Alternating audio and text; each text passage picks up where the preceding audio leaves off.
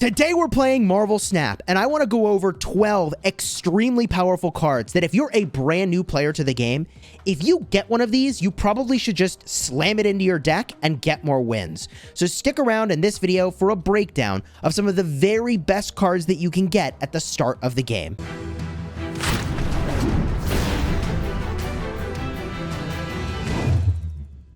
Hello my friends and welcome back. I'm Chisco Gaming and I have been playing this game obsessively ever since it went live. In fact, I had access a little bit early to the game for the closed beta, and I was actually sponsored to make a couple videos on my main channel. Now this video is not sponsored, but I've been enjoying it so much that I think I'm going to keep making videos about Marvel Snap. And I've battled my way up to rank 74, and there's a bunch of cards that I have noticed are just a cut above the other cards that you get at the start of the game. Now, this is not going to replace good deck building principles, which is topic for a separate video, but I do want to mention that I actually accidentally queued up for a game with these cards, and I won anyways, even though I did not intend to do that. So these cards are extremely good, they're extremely versatile, and that game will be at the end of the video where you can see this is not actually a deck with a theme. I accidentally played it, and I still won anyways.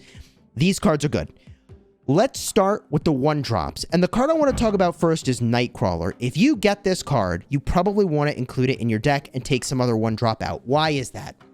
For 1 mana, or really energy, you can play it at the start of the game, or you can play it late game in combination with some other card. And the power of Nightcrawler is that you can move it. This takes place on your turn. So you can move it to a location that, for example, cannot have cards played there anymore. Well, that's really powerful. You can move it to a location where the enemy doesn't expect that you're going to have more power be added. In fact, it makes your enemy think, gosh, will they move their Nightcrawler or not? And it starts to make them have to decide between some difficult things. Whereas normally a card is static. Its power is on the board. It's not moving anywhere. You can have some sort of expectation around that being steady. But Nightcrawler brings uncertainty, and that is extremely powerful. Uncertainty and flexibility. Include this in your deck, and especially if you have a card like Quicksilver. I mean, look, this card feels really good, but it's actually not very good. It's 1 mana, 2 power, not very versatile at all. Yes, it's great that it is in your starting hand, but you'd rather have 1-drop cards that don't suck in the late game. Quicksilver, sure, you can't draw it late, but Nightcrawler's good at the start of the game and is good at the end of the game. And if you get buffs onto this card, now you're moving around high amounts of power, which again, really brings uncertainty to the enemy's decision making. By the way, if you're finding these tips helpful, do me a huge favor. Subscribe to the channel and throw a like on the video for more Marvel Snap content. This lets me know that you're actually enjoying what I'm putting out and does support the channel. You're gonna enjoy the other videos I make about Marvel Snap, so you may as well subscribe so these show up right to your feed so I can help you be a better player of the game. From there, I want to talk about Rocket Raccoon. It seems simple. 1 mana, 2 power. But on reveal, if your opponent played a card, you get +2 power. This is 4 power potentially for 1 mana. And if you don't just throw this down on turn 1, you can. But if you don't throw it down on turn 1 and you wait until the enemy gives you a signal that they're going to play some other card somewhere, then you can really be very confident you're going to get 4 power on your Rocket Raccoon for 1 mana, which is out of control rate. That's just great value. So you want to potentially hold your Rocket Raccoon, and anything that will trigger on reveal effects again will end up buffing your Rocket Raccoon even further. For example, I used this in an Odin deck. It's a card that triggers all your reveal effects again. Sometimes there are locations that trigger your reveal effects twice. Rocket Raccoon kind of busted there. So I really like the Rocket Raccoon for 1 mana. 4 power is just really too good to pass up on. And you don't always get the 4 power, but when you do, it's really nutty. Speaking of which, Elektra is a must include. And you may think, why is that, man? It's 1 energy, 1 power. Why would I use that? Well, you could play Elektra on turn 1, but your goal with Elektra is to actually use her later in conjunction with other things that take advantage of either having your lots of cards on the board, and also you just want to wait and see if the enemy has potentially played down something like Rocket Raccoon, right? So the reason that Elektra is good is that for 1 energy, you could potentially take out an enemy's Rocket Raccoon. You don't have to play it on turn 1 with your Elektra. You could wait and see. And once the enemy ends up with a lot of power somewhere on a 1-cost guard, boom, you take it out. You might take out an enemy Ant-Man, which generally, if they get this effect going, it can be extremely powerful. This makes it so you have three other cards in a location, you get +3 power, right? So I like Electro because it puts 1 power on your side, and you might take 4 power or more off the enemy side. The last one drop that I really, really found myself enjoying and feeling like it was really powerful is Mantis. And 1 energy, 2 power is not all that great, but on reveal, if your opponent played a card here this turn, you draw a card. Now, card draw is extremely powerful, gives you options, choices are very good, and it also lets you lower the curve of your deck a little bit more to have more cards with card draw. So all that to say, I found that Mantis let me play a card early. If that's what I had, maybe I can catch them and get an extra card, or if I get it late and I'm still drawing cards, that also could be very powerful. I really liked these 4 1-drops. You don't have to run all of them. In fact, more often than not, you might use probably 3 1-drops in like a standard beginner deck, but those were really good. Now, arguably, the single best card in here is this 2-drop, okay? If you get Angela, you probably should include it in your deck, and you probably should build around it at least a little bit. Why is that? For 2 energy, you only get 1 power. Well, you may be thinking, that sucks, Jiskel. Why am I running this? The beauty of Angela is that you're going to play more cards on her location, at least 3 of them. So you move all in on a location. Ideally, you have Angela in your hand on turn 2. Maybe you get her a little later, but you want to play a ton of cards on her location and pump her up. Because if you play just 3 other cards on her location, that means you have paid 2 energy and you're getting a grand total of 7 power. That is an amazing rate. The power per energy rate there is really good.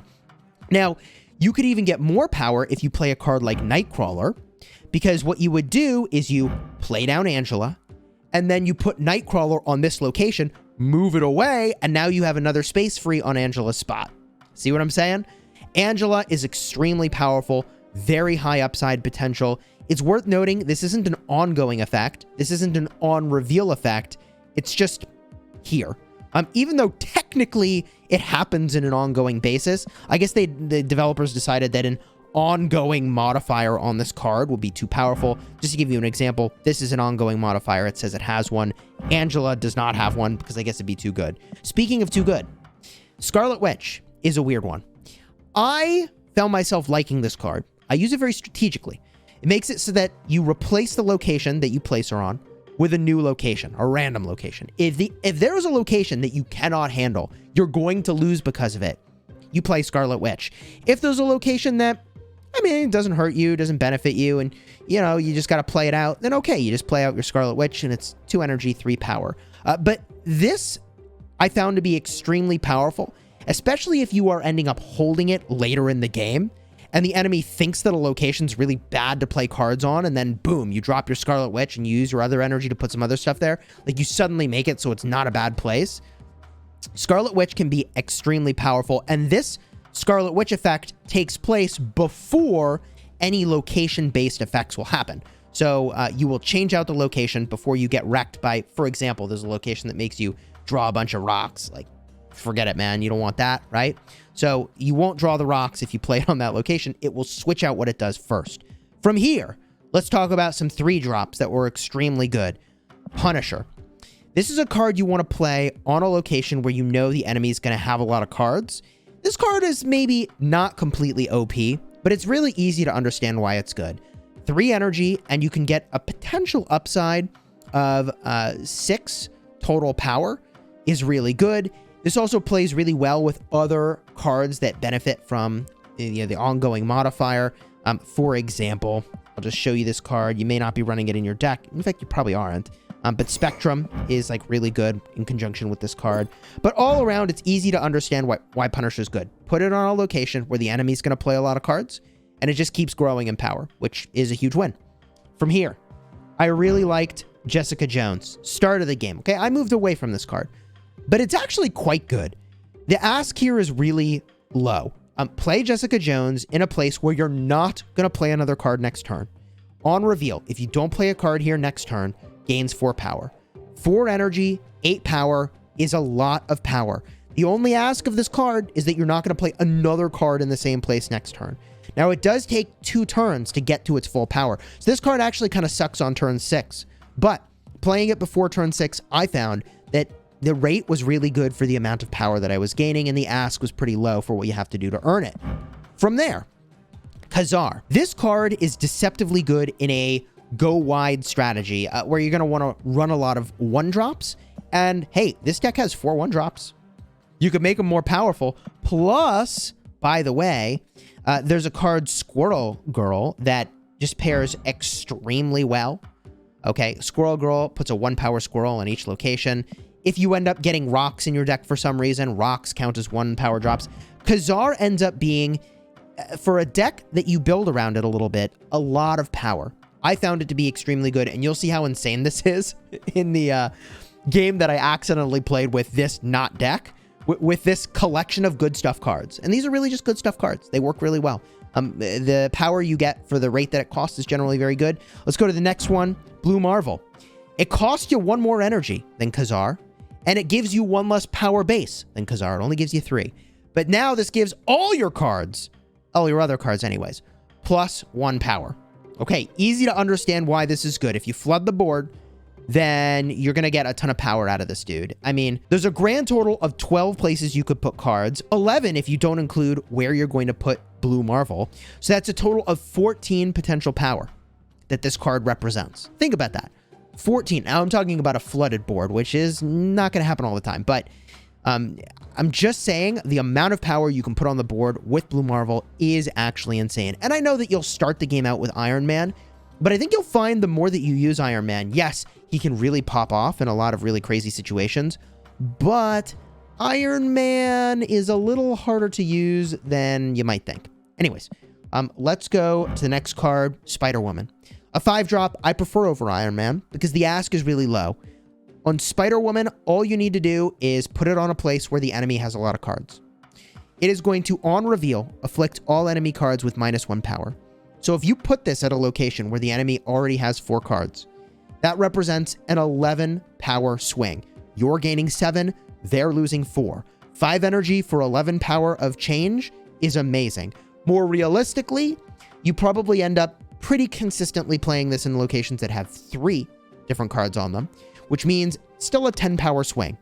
5 energy, 10 power, pretty moderate. And it has an on reveal effect. So locations that trigger on reveal effects again, Odin, for example, triggers on reveal effects again. That ends up being a really great combo. And this card really screws up decks that are going wide, and those are very common, like the Khazar deck. This also, by the way, is extremely good against enemy Iron Mans, where you just shrink their power quite substantially. I found Spider-Woman to be very powerful for her rate. From there, a card you might not have expected, America Chavez. Why is this card here? You may think I have Hulk, Chiscool, and Hulk is not bad. Hulk is 6 energy, gives you 12 power. Very good. Why would I want this card? If you run this card, there are several distinct advantages.